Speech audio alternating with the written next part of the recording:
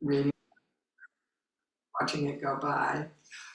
And so I felt like that was a pretty manageable talk to get together easily for me, as since I was feeling very busy. And then 3.5 weeks ago, I fell and broke the top of my femur at my hip. And that's why I'm sitting here like this. And thank you, Linda, for being my bowing body for me this morning.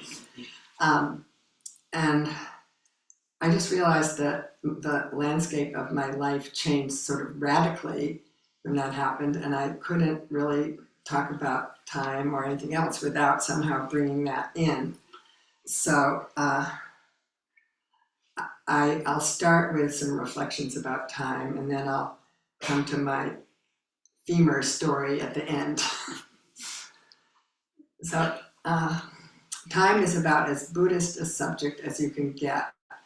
Our Zen practice is all about time as we sit in Zazen, trying to be present in the present moment, as we consider karma, the law of cause and effect, which needs time to happen in, and as we appreciate our ancestors going way back through time. And most essential of all, maybe, in terms of time, is the teaching of impermanence. And as you probably know, one of the Buddhist basic teachings is that all things are marked by 3 characteristics: impermanence, suffering, and no fixed self. And impermanence is really time. It's time itself. It's time passing. Everything is constantly changing because time is constantly flowing. Impermanence is painful because we lose what we love. But we tend to forget that impermanence also brings us joy. It's about birth as well as death. The passage of time brings us beginnings as well as endings. And that's one of the things I've been catching on to as I study time. And I want to share that idea with you.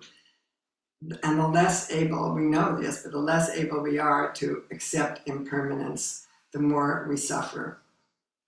So impermanence is really life being lived. It's life living itself. And that's what you want, isn't it? You want to live your life, and you can't do it unless you're impermanent. What kind of a life would you have if you were a granite statue that never moved or changed? Michelangelo's David never gets an erection. It's lucky we're alive.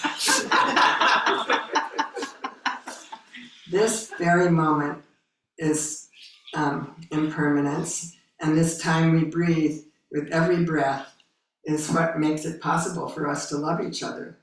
After all, it takes time to love someone. How can you love someone if you don't have a day in which to do it?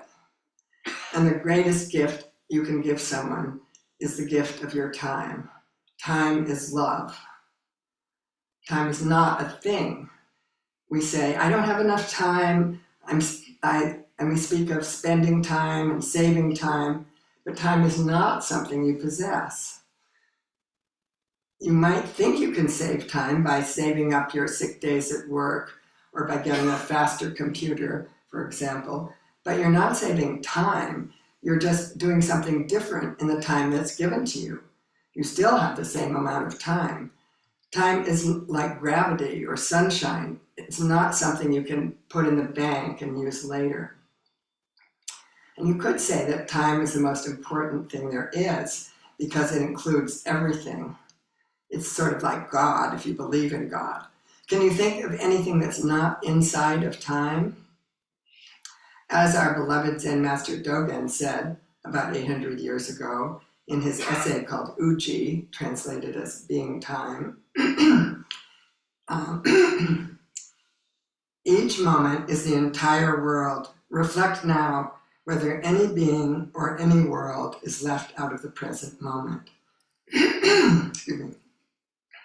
So I've always been fascinated by the subject of time, even since childhood. When I was a child, we used to go to my grandmother's house in Illinois in the summer, and I liked to go up into her attic, climbing the narrow stairs straight into the past, where there was an ancient doll's house and a costume trunk.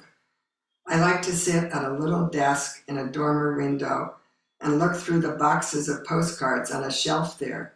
They were sent to and from long ago family members, most of them from my great-grandmother to my grandmother when she was a child.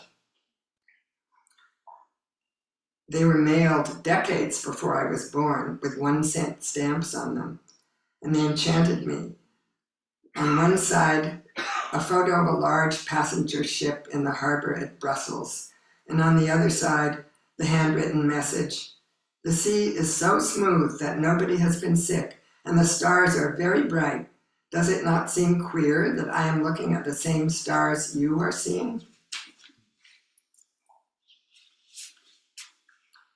And there I was, a 10-year-old girl, musing over the postcard and looking out the window at the meadow below and the rabbits with their long shadows hopping about on the grass, wondering how I could be there in that place that smelled so deliciously of old books, in that moment, holding in my hand a postcard that had been written decades before I was born by the actual hand of my great-grandmother. And now, 7 decades after that, here I am at Berkeley Zen Center telling you about this. We all are occupying these layers of time together, and the same stars are still over all our heads at night. Does that prove that past, present, and future are all happening at once? I've been a member of Berkeley Zen Center since 1976, and this is my 50th year of practice. This is not an achievement to be admired. This is something that happened because I kept on living and kept on doing what I was already doing. And there are other people here who have practiced as long as I have and longer, and a handful of us who remember the old Zendo on Dwight Way.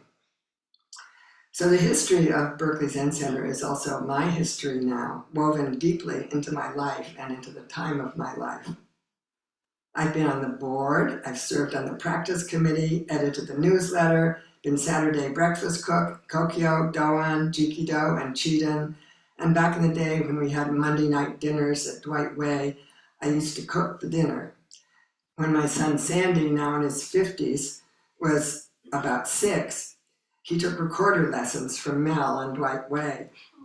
He was the ring bearer in Mel and Liz's wedding at Green Gulch Farm. Liz says she doesn't remember that, but it's true. I remember.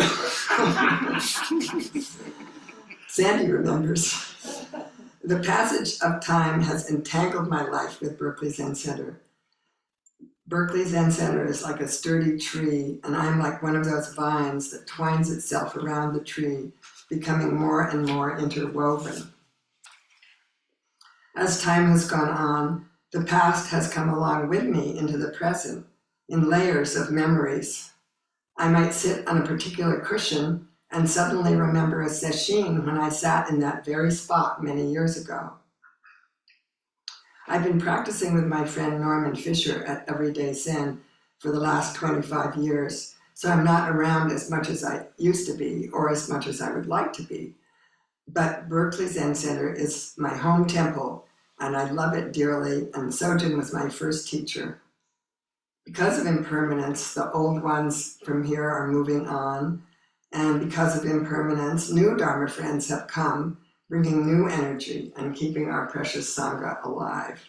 I'm full of gratitude for all of you who continue to make this practice place possible. Really, thank you so much, especially to the young ones and the new ones who I don't even know, and I'm getting to know. I'm thinking more about time than ever these days because I'm 82, and it's become obvious to me that I'm not going to live forever. But it seems extraordinary that I'm 82. A fellow old person said to me recently, "I thought it would take longer to get old." So, how did this come about? Where did all those 82 years go? Were they stolen from me, along with my ability to stand on my head and my excellent sense of direction? Could time itself be the thief? But no, time has given me everything I've ever had. Time has given me my life. Going back to Dogen's Uji, he says, Do not think that time merely flies away. If time merely flies away, you would be separated from time.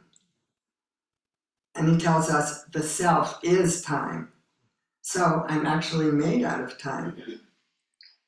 I'm glad I'm still alive. I've crossed an invisible line where I accept being old, and it's a relief.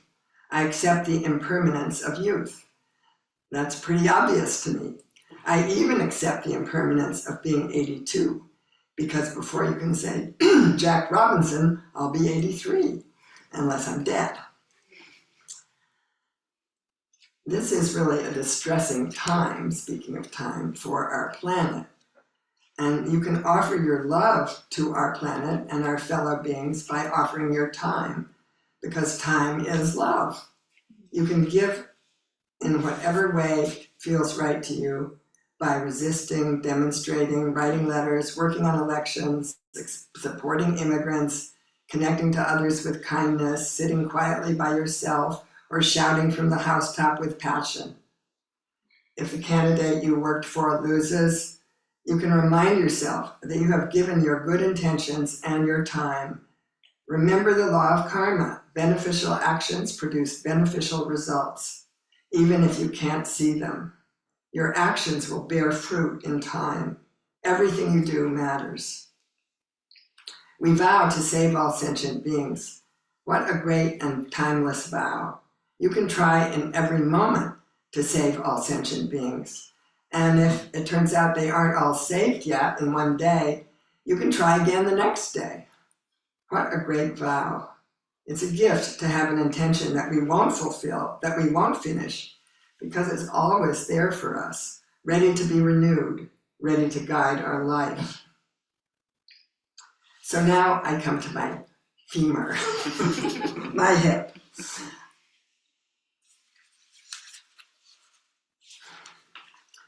So on Labor Day weekend, I was staying in a remote cabin in the woods in Mendocino County. Pat McMahon, my old buddy who's here, was up there with me. He loves that cabin and goes there often, sometimes on his own. And by the way, I hasten to tell you that our friendship is completely chaste, as it has been for many, many years. On Monday, September 1st, we packed up our stuff so that we'd be ready to leave first thing on Tuesday morning to come back to Berkeley.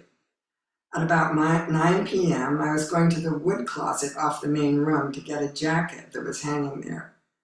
The cabin was lit with only a candle and a kerosene lantern, so it was pretty dark. I tripped on a brick hearth that protrudes into the main room and fell suddenly and hard on my left hip.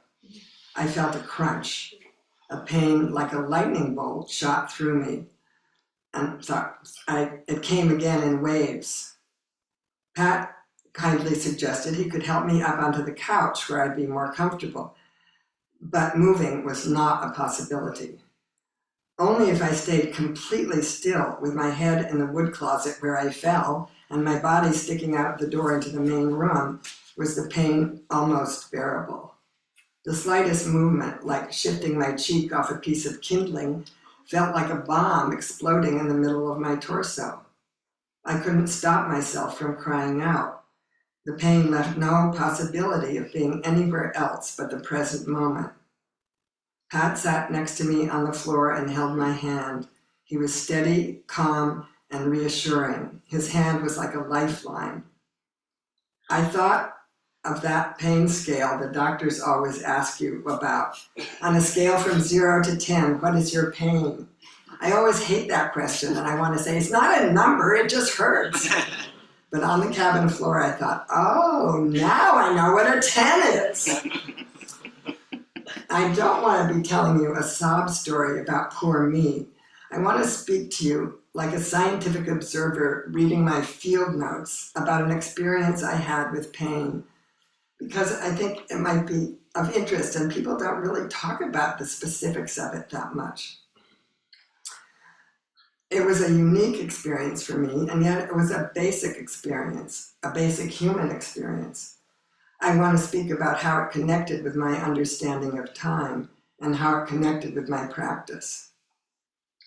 So Pat called 911. Then he had to drive 2 miles down the twisty dirt road to meet the ambulance on the paved road and lead it back up to the cabin. I was alone for half an hour or so. I chanted the Heart Sutra over and over, shouting at the top of my lungs to Avalokiteshvara, Avalokiteshvara Bodhisattva, when practicing deeply, etc. Reminding myself that she is the one who hears the cries of the world, and so she was hearing me. I was suspended in time, waiting, staying as still as I could. I wanted time to pass so that the ambulance would come, and yet I didn't want time to pass at all because I knew that they would have to move me, and I knew that it would be exceedingly painful. When the EMTs arrived, they were kind. They said they would have to carry me up the narrow path through the woods to the ambulance in a blanket sling. I said, okay, but I'm going to have to scream. They said, that's okay. And I did scream. I let go and screamed, knowing there was nothing for it but to give in to the process. I thought, I'm a Zen practitioner. I should be brave. I should be able to accept the pain. But actually, I did accept the pain because it refused to be rejected. And somehow the screaming helped. It must have taken about 15 minutes for the EMTs to get me up the hill from the cabin to the ambulance in the blanket sling. And that period of time was probably the most pain I've ever felt. It was worse than bearing my children. In between screams, I thought of other people who suffered from physical pain, and for a much longer time than me. I thought of a friend telling me about the pain he experienced when passing kidney stones. I thought of people suffering from chronic pain. I thought of children in Gaza undergoing surgery without any anesthesia. I thought of soldiers in war. Then there would be a new lurch and a tug on the blanket sling, and I would scream again. I had fully joined the human race as a person subject to pain. Maybe what was more remarkable than the pain was the fact that I had never felt anything like this before.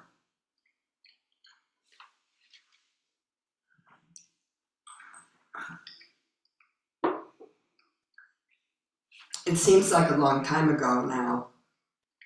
It seems impossible that I could have had that experience and be here now telling you about it. Thank goodness the time has passed. Time isn't a thing, but it gives us our life and it gives us each moment. And there was also, with the pain, an unexpected gratitude. The moment I fell, I knew something bad had happened. I was pretty sure I had broken my hip, even though it turned out to be my femur. And I knew that I was in a dark and relatively inaccessible cabin in the woods, lit only by a kerosene lamp. I also knew that I wasn't going to die right then. The pat was there, that one moment was going to unfold into the next. What amazed me was that I didn't have to make my care happen. The EMTs came. They knew what to do. They took me to the local hospital, and the people there knew what to do. People who didn't know me gave me morphine, and a surgeon who wasn't expecting me was there to operate on my leg and put a rod in my femur. They wheeled me on a gurney into a single room, and a nursing assistant put pre-warmed blankets over my shivering body. What did I do to deserve this? How wonderful that human civilization had developed to the point where there were such things as hospitals and surgeons, and I didn't have to ask anybody to do anything. It could have been worse. I could have hit my head, or Pat's phone could have been out of juice. Horrible to think. Or it could have been better. I could have walked around the brick hearth. But those things didn't happen. What happened, happened. And time carried me along from one moment to the next. I spent about a week in the Willits Hospital, which turned out to be an excellent, well-regarded hospital. They even had their own farm a couple of blocks away. So we had farm-to-table eating. It was a Seventh-day Adventist hospital, and the Seventh-day Adventists are very committed. They have started a lot of hospitals, it turns out. So it was run on loving principles. Most of the people who worked there were not Seventh-day Adventists, but the people who ran it were. Um, so, and everybody was really kind to me there. I got PT, I got OT, physical therapy, occupational therapy. And Pat was able to stick around for an extra day visiting me before he had to go back to Oakland. What a true friend he was and is. Then my son Noah flew out from Austin to be with me. He stayed in a motel and hung out with me in the hospital during the day, encouraging me, asking questions of the nurses and the doctor, taking care of me. Time turned upside down. Half a century ago, I was the one who put Noah to bed every night and sang him a good night song. Now he had taken a week out of his regular life to sit by my bed. He offered me his time. He offered me love. Time is love. The week in the hospital was kind of a time travel for me. My to-do list was completely forgotten. I had no responsibilities. My mind was cloudy from the drugs, and it was hard to attend to anything outside the room. I couldn't read, I couldn't plan, I couldn't look at email. The lightning bolt pain was gone, replaced the number 10 pain replaced by, I didn't know, 3, 4, 5, 6, 7, somewhere in there. Time slowed.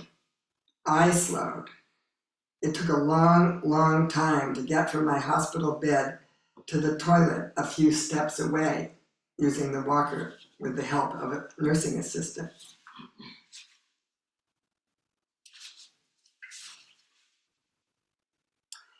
It was like science fiction. It was like a dream. It was like a week spent in another reality, peopled by a shifting cast of characters and a shifting cast of human helpers, really, who I had never seen before and who I would never see again, probably. My Buddhist practice helped me to be grateful to all of them who were giving me their time as if they wanted to. One of the nurse's assistants had the longest fake eyelashes I had ever seen. At first, I was horrified. How could she see past them? She was also patient and kind, cheerfully answering my calls through the night to take me to the toilet because I wasn't allowed to go by myself. Time is love. I loved her, and I even loved her eyelashes after a while, which I came to see as her own exuberant celebration of life. For that week, my judgments dropped away, replaced by thank yous. And having Noah there with me was a tremendous gift. He was also a bridge to the world that is my life, and was my life, is my life outside the Willits Hospital. And when I was ready to be discharged, a nurse took me down the main entrance in a wheelchair, and Noah went to get my car in the parking lot. When I was outdoors, I was amazed. The breeze shifting in the big green leaves of the trees was intoxicating. Wow, fresh air, incredible.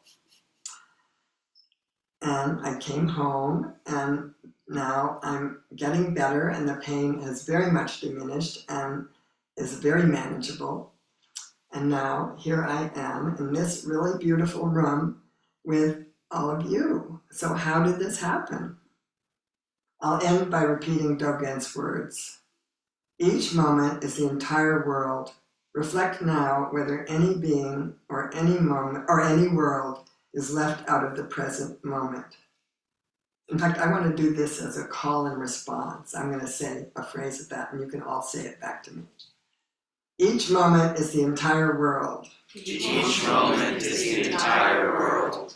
Reflect now whether any being or any world Reflect now if any being or any world is left out of the present moment. is left out of the present moment.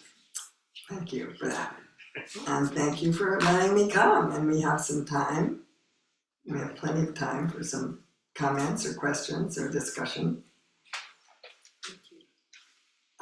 Colleen.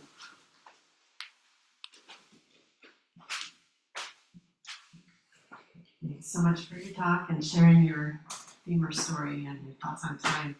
I just want to share, when you talked about sort of screaming in the pain, and not really even having a choice, but maybe for a moment thinking I'm a Zen student, I should be, behaving some other way other than screaming. I was just reminded, I ride my bike a lot, and when I'm on a busy road and a car gets too close, or a truck or whatever, and I can tell they're going to do that, I actually scream. And it helps because I'm merging my noise with their noise and their loudness and their, too muchness. Yeah. And I've had the same kind of thought with myself. Shouldn't I just be like, la la la, I don't mind that you're 2 inches from me.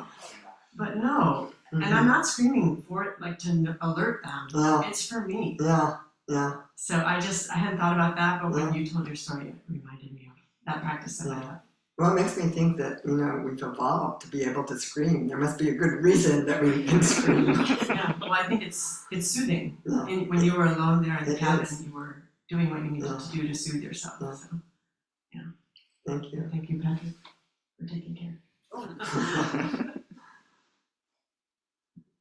Yes. Thank you, Sue. Can you hear me? Yeah. Yes. Right. Like that? Okay. First of all, thank you very much for your talk. I have a question about how we describe time. About how we describe time. So you talked about time being fast, being slow. I wonder, you're a writer, you're very close to language. What other metaphors would you use? Large, small, near, far? I find that the more I think about time and the more I practice with a mind towards time, I find this question less obvious. So I'm curious what you would say. Yeah.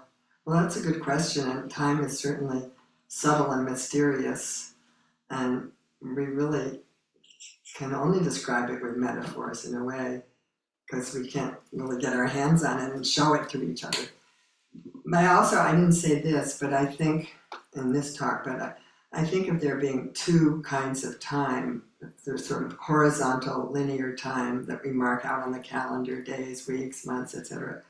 And then there's what I think of as vertical time, or uji time, which is in one moment, it's infinite and it's just a second. It's this time that goes, and these are metaphors too, like a graph along the wall that tells you, human beings are over here at one end, coming out, beginning cavemen or whatever. We've seen those different graphs, and but then the vertical time that you can't really measure, and it's also there. We need to have that calendar time. We couldn't arrange our lives with each other without it.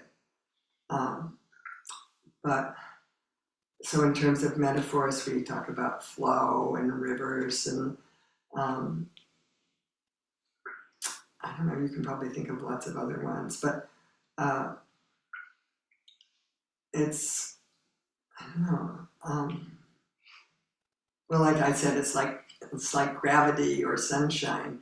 It's something, or God, it's something so huge, time, and sometimes, time also, it turns out, is the most commonly used noun in the English language, which seems sort of surprising. You would think it would be something like, I don't know, boy, or some specific thing, hand, table, no, time. So anyway, it's always with us, and we're always with it. Yeah. Thank you. What do you think about choosing a completely random set of metaphors, like a Marshall McLuhan, like hot, cold for time, or dense, open? We often talk about the spaciousness of our practice, which when I think we're sitting in Zazen, sometimes time seems very, vast is a word we can use, but also just there's this openness to it. And maybe it includes everything, but at the same time we're just with what's in front of us. So it's very paradoxical in a way. It is. Yeah. And I think everybody is welcome to bring forward whatever words help them talk about time. Sure. Yeah. I don't think they're arbitrary exactly, but yeah. Thank you. Thank you.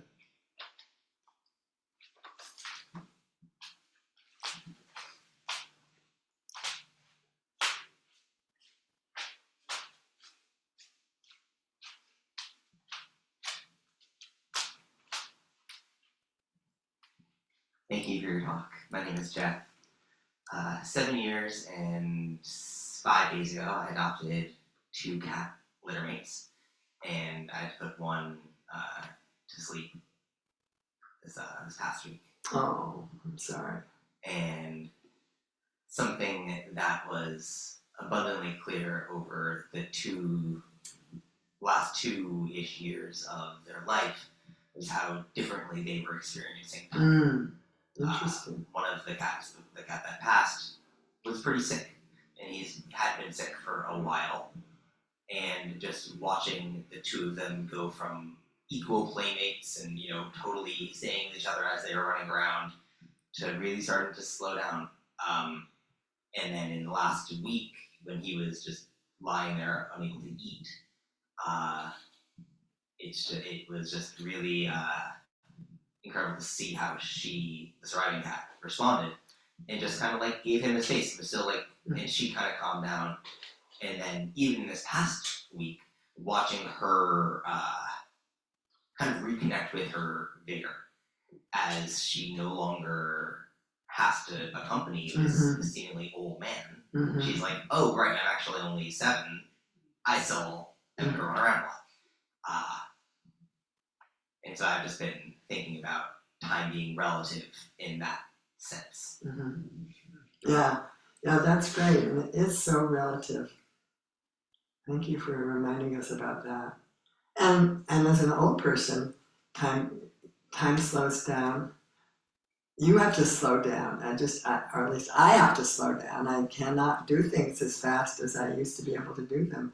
And so instead of thinking, oh my God, I'm so slow, I used to be able to do this so much faster, to just think instead, well, I'm still going forward, take one step at a time, and there's no way that I'm not going to just keep on breathing, and maybe it takes me longer to take 10 breaths, but so what, to change the pace to your own bodily time in a way is kind of what you're talking about with your cats. Yeah, and that's appropriate. And I think we do ourselves some damage sometimes by trying to keep somebody else's time. It can also be hard, I know, to slow down.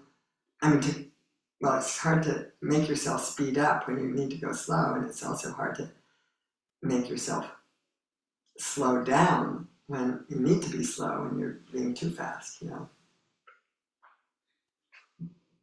Thank you. Yes, Greg. Hello, my name is Greg, and I'm only 69. You're a young sprout. I am a Zen sprout. I am, in fact, a Zen sprout. And yeah, I just want to say thank you for your talk, and thank you for your practice. It's really great to see you here at this point. I want to say that. And when I have trouble sleeping sometimes, I will go to my iPad and go to the Wikipedia page on the history of planet Earth. Oh, yeah. And I think about geologic time and geologic epochs a lot, actually. I especially enjoy the page on Snowball Earth. Oh, It's so peaceful. Nothing happening. Apparently, for millions of years. Yeah. It's like Hozan used to say, take the long view. And taking the long view like that, it really helps me. It helps my anxiety. I don't know, if my troubled mind about, oh my God, what's going to happen next? It's this idiot could. Anyway, Don't go there. I can chill out, because I feel that vastness. I let that sort of get into me, that vastness. Like, I'm just like Dolan said, emptied in an instant, vanished in a flash. Also, in the famous novel Gulliver's Travels, he didn't only go to like a place where everybody was big, a place where everybody was tiny. He went to all these other places, Japan. Like, it's a really long book. And one of the places he goes to is an island where everybody lives forever. Oh, Yeah. I forgot that chapter. And what he finds is that, let me die, I just want to die. I'm so miserable. It's kind of funny. Thank you very much. Thank you, Greg. Those are really important points about geological time too. I think it's really true, especially in the difficulties of this moment and our fears about this time. It's helpful to me to think, well, you know, we are just a blink, like you say, and I think it was something like 14 billion years ago that the sun came into being or something, and 4 billion years ago that the Earth did, something like 4.3 billion. 4.3 billion years Earth was created, and human beings came into being just the tiniest little fraction of that 4 billion, you know. So anyway, yeah, we're just a blink, as you say, and probably, you know, there was a time before human beings existed. There's going to be a time after human beings exist, and we don't know where we are on that timeline. But you know, it's our species is as impermanent as well as our own individual lives. So, and our planet, the Earth is going to die when the sun burns itself out. Then the Earth will die and won't even exist as a planet. It will fall apart or something. So, yeah, true.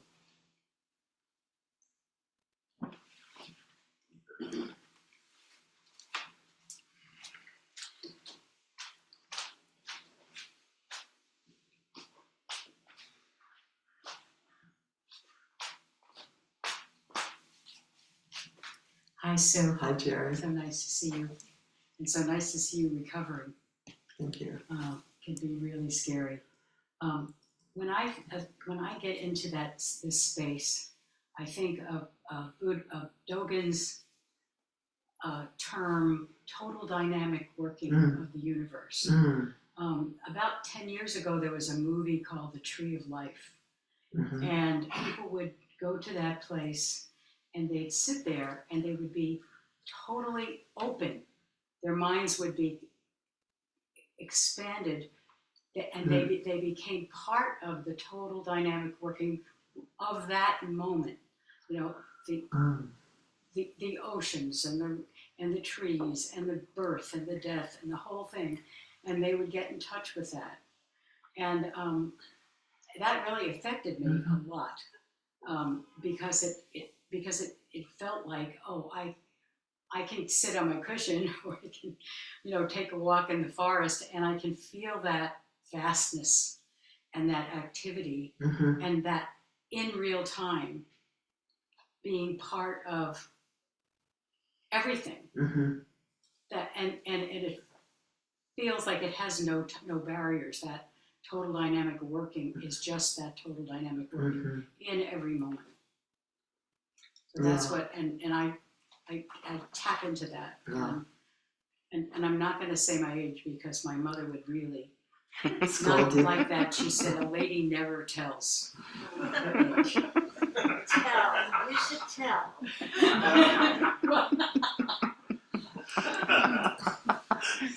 Are you going to? She's not I'm going 81. 81, wow. So Well, you're a lot younger than I am, still a whole kicking. year.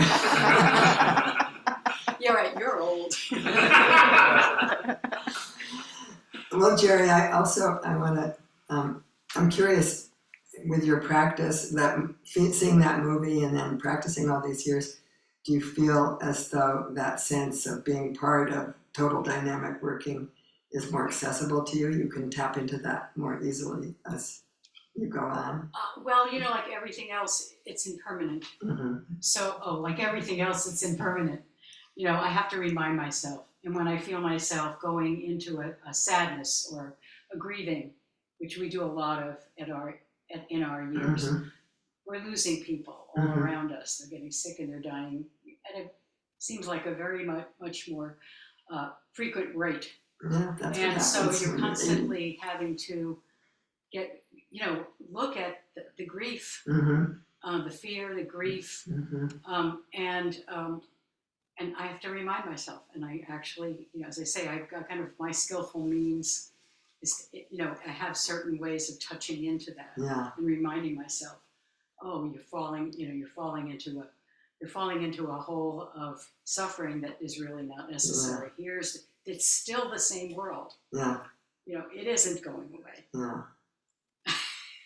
It is It's still here dynamic. this second. Yeah. It's here Yeah. this moment. Yeah. Well, I think that's great that you mentioned the phrase total dynamic working too. That's a great one, like those Dogen quotes I gave you, but that's a great phrase just to come back to. Oh yeah, total dynamic working. Total dynamic. Right, exactly. Exactly. A little mantra. Yes, I use it. You have a questioner online? Sorry. Go ahead, Lynn. Oh, hi, Susan. This is Hi. Lynn. Hi. I have a question because it seems from what you said in a way, and I'm so glad that you're recovering, and it was so scary to hear also, and with Joanna having fallen, I'm so glad you're recovered. But it sounds like you're saying that time is I don't know if you'd say the first, the primary, the underlying element of everything in one sense. And I actually feel that time and space arise together out of a process of interaction of all energies, like that quote you just from Token, the total dynamic. This to me feels like time and space arise out of a process of interaction and a creative advance, not as if they're there defining everything. I'd love to hear what you. Yeah, well, that's a great comment, and I think I didn't talk about space, but in a way, time and space are synonymous. They arise together continually, and you couldn't have time without a space for time to be happening in, and you couldn't have space without time for it to be there. And I think various contemporary physicists are exploring this connection in ways I don't really understand, but looking at the relationship between time and space and the universe, is the universe things that exist, or is the universe time passing? It seems to be both of those things mixed up together and continually arising and changing together. So, yeah, something to look at, you can watch it and notice, oh, am I in time or am I in space right now? Or I guess it's both. Well, it's like be here now. Be here now is both time and space. Be here now. That's how we live.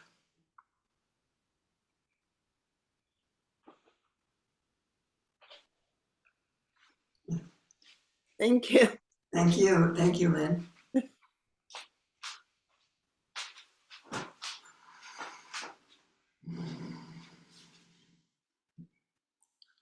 Hi, Sue. Hi. My name is Preston. Hi, I'm Preston. 29, and I'm wondering what it means to you, what it looks like to slow down, and what is slowing down. Well, I wish I knew better because I'm not very good at it. But that's one of the good things about breaking my femur, is that it's forcing me to slow down. And sometimes I just think, wow, I don't have a single thing I have to do today, and I can just take one nap after another if I want. I have been taking a lot of naps, that's part of my recovery. But slowing down can feel really good, and it can feel, it's nice to have some old friends to go for walks with who walk just as slowly as you do. or else to have very patient young friends to go for walks with. Well, there was a man during the COVID epidemic. There was a man in England. What was his name? He was called Colonel somebody or other, or something like that. He was a very loyal British citizen, and he wanted to raise money for the National Health Service, which was being much put upon by the COVID epidemic. And he was almost 100. He was 99 and something. I don't remember, a couple months from 100. And so he took this vow that he was going to raise X amount of money.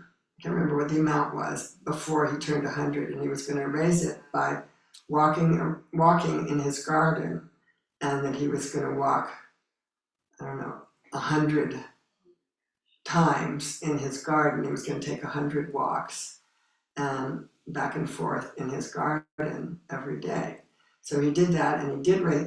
People were supposed to donate in sort of like a GoFundMe. fundraising. Yeah, you would donate a certain number of pounds for each time he walked the length of his garden. So, and people loved it, and they were very impressed by him, and it was really wonderful. And it turned out, I read more about it, it turned out his garden was, the walk that he took was about as far as from here to the other end of this room. And if you added up the whole distance that he traveled, it was something like 2 miles in 2 months. But it didn't matter. He was going slowly, and he was giving this intention and this time. So I think that's a great example of the virtues of going slowly. And people responded to it, knowing that that was what he could do. That was his best offering. So, but it is, I think it is important for some of us as we get older to really kind of train ourselves to, for me, it's not just going slowly, but it's not doing so many things. Just let go of things. I don't do that anymore, and then there's a little more time. Yeah. So it sounds like there's slowing down the body, the literal movement of our bodies, and then there's also, you're kind of speaking to a sense of busyness or the circumstances of one's life and one's sense of obligations and things to do. And that sounds a little more in the realm of like quality of mind and like the story that I have about the things that I need to do and the supposed urgency therein. Well, that's really good that you're making that distinction, Preston, because I think I didn't really answer your question about slowing down the way our mind works, and actually our practice is about that too. It doesn't matter what age you are. When you sit down in Zazen, of course you're slowing down, and when you sit Sesshin, you're totally slowing down, and you're slowing down not just your body, but you're slowing down your mind and letting your mind stops jumping around so much, and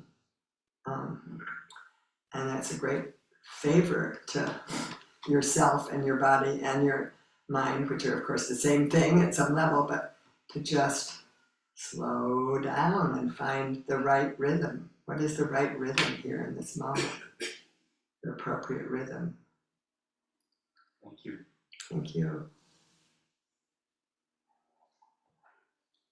Yes. Dean, is that you? Yeah. That is me. Wait for the mic. Okay. Thank you for your talk. I read it. I imagine you've heard of Carlo Rovelli. Yes, I read a book of his. A couple of books. Several of his books talk about time and space. At one point when reading one of them, I thought, oh, it's partly different because I'm 69 now, and every year is 1/69th of my life, as opposed to when I was 5, it was 1/5. So that part helped me sort of shift into this whole slowing down thing. But the other thing I've noticed recently, I've had a problem with a pain that I, at some point, I finally realized this may never go away, ever completely. And I know in practice, often I'll think, this is just this moment, but something in me shifted, and it was just this time and this space. And I've noticed sometimes when I can't do anything about this, I think of time. Oh, I'm just participating with time. And I'm wondering if that ever happens with you, with your femur, and with all the other parts of your body that are, that are also impacted by your femur. And if you ever just think of time, oh, and this is its time. That's a good question and a good point. And I think I learned a kind of motto from a dear friend of mine who died a few years ago of cancer, and she was in quite a lot of pain for a long time at the end of her life. And she was a Buddhist practitioner and teacher in Sacramento, and I used to go stay with her sometimes to help her, and she was always kind of cheerful. And I remember asking her one time, well, how do you deal with this? How do you just keep on going with this discomfort and pain? And she said, well, I just say to myself, this is how it is right now. And that's kind of what you're saying too. And it became a teaching for me that I say to myself, this is how it is right now. If I can handle it in this exact moment, that's all I need to do. This is how it is right now. I don't know how it's going to be the next moment. I mean, it may not be very good, but I'm not thinking about that. I'm thinking, this is how it is right now. And that's helpful, I think. Thank you. And just listening to you just now, I realized that the other thing that has happened in my mind is I think when I do that, oh, this is just, it's time, or this is the time. Mm-hmm. I also realized that when I started doing that more regularly, it shifted how I felt in my body, or I shifted my relationship with pain, because I realized I've been spending most of my time thinking, how do I manage this? How do I get rid of it? What do I need to do about it? And that, oh, it's its time. Yeah. Or just this moment has, I was surprised at how it allowed me to accept it a little bit more clearly. So thank you. That's really good. I like the idea that this is its time. This is its time to happen. Yeah. Thank you. I think is there one more person? No. It's probably time to stop. Thank you all very much, and I just want to say again how grateful I am to this Sangha and to Berkeley Zen Center, and I'm grateful that I'm really a part of this Sangha. I want you to know that I feel that even if you don't see me very much. It's just so dear to my heart, this room, these practices we do together. So thank you so much for keeping it all going. Thank you, and thank you all for your help this morning.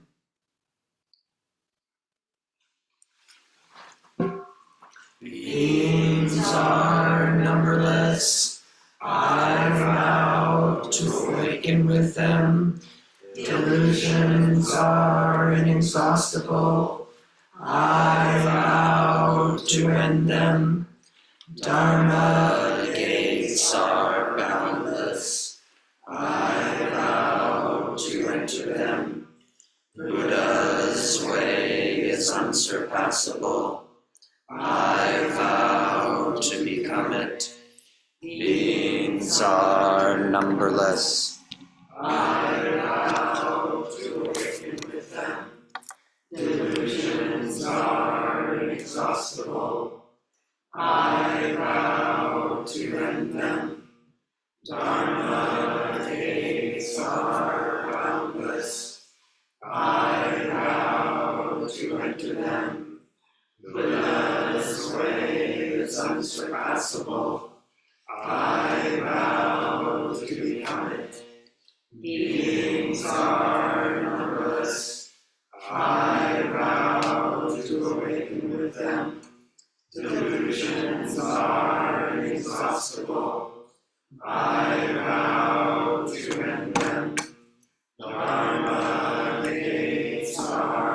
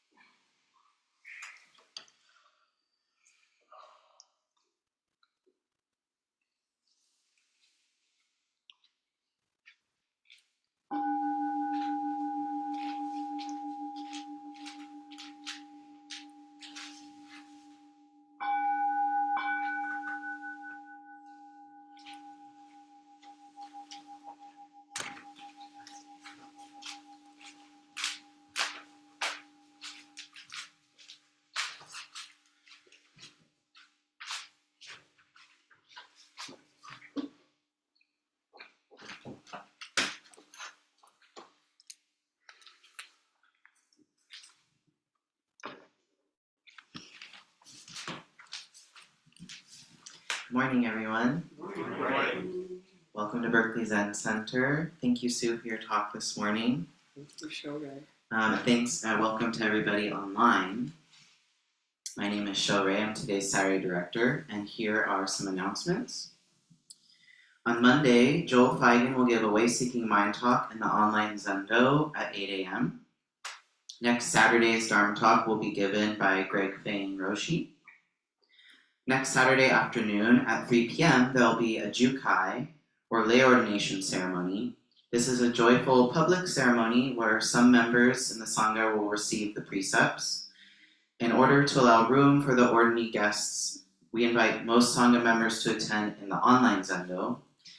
Join us to support the ordinees, and all are welcome to come in person for the reception following at 5:15. Registration is now open for the one-day sitting on October 11th, which begins our Aspects of Practice period. Registration for the Aspects class on the Sandokai will be available soon, and information about registering for the one day is also on the website. BZC's Full Saturday program is open to everyone. It starts at 6 a.m. and includes oryoki breakfast, our formal practice of eating together. If you want to learn more about participating or volunteering for any of the practice roles, you can come talk to me during our informal tea. Group has been meeting to consider ways for BZC to address racism. If you would wish to participate, you can contact Karen Sundheim. Her email is in the links for recurring activities page on the website. For more information about programs or membership, you can see the bulletin board outside. There's information in the Zoom chat, and you can also visit the website.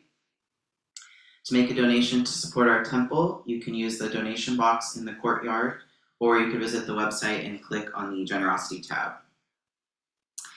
I will need 2 volunteers who can stay after tea to help wash teacups. Thank you. One more. Thank you.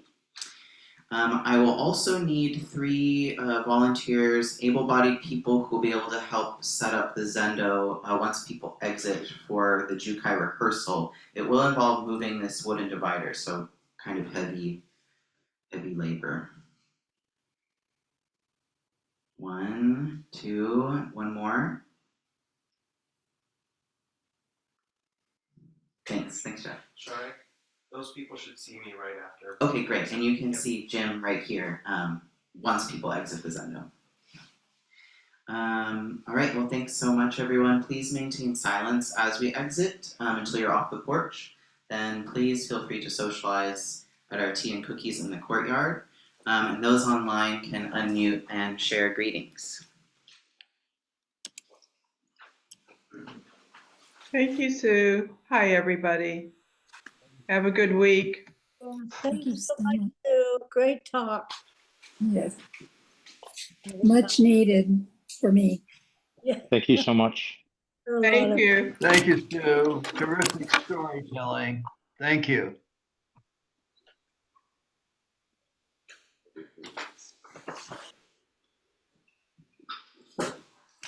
Good day, everyone.